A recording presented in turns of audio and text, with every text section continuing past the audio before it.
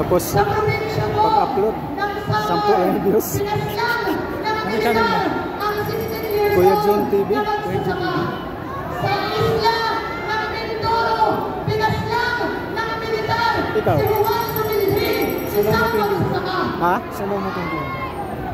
Sa isla po ng Negros, 2005 pa ng katanggap ng mga magsasaka ang kanilang lupa. No, you know? 20 years Anong cellphone ang mo? nakalipas, wala pa rin sariling lupa ang mga Ha? magsasaka. 2025 na Pero po. sagad yung ilaw yan.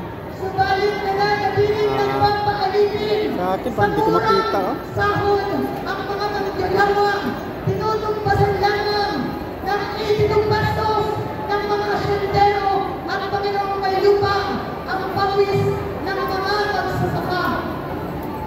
Habang sa hihip po ng gitnang Luzon, kaliwanagdanan ang pagkabalagdagan ng lupa lahat para bigyan daan ang pamihirmasok ng malalaking korporasyon at pagpapalalas sa mga magsasaka at mangingisda. Subalit, ang hindi po maunawaan ng gobyernong ito na ang kanilang kahasan ay laging tutumpasan ng mga uling tahas ng mamamayan.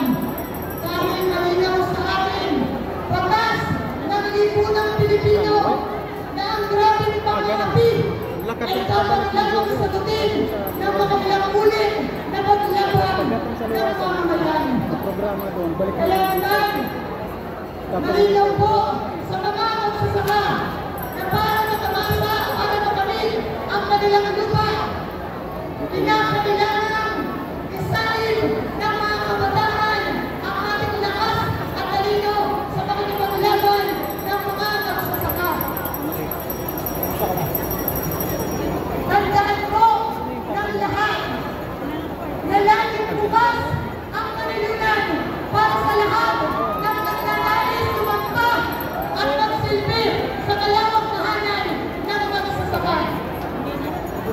Panawagan sa lahat ng kabataan, manggagawa, magsasaka at lahat ng aming sektor ang tumungo sa kanilinan, isulong ang agraryang revolusyon, palakasin ang hukbo ng mamamayan at ganap na iwanan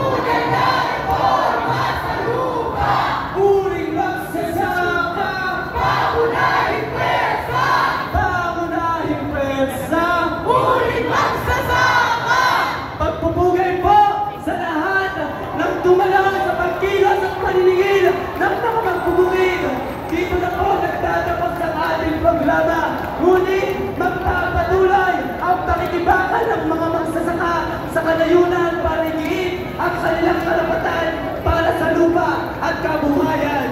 Maraming salamat po.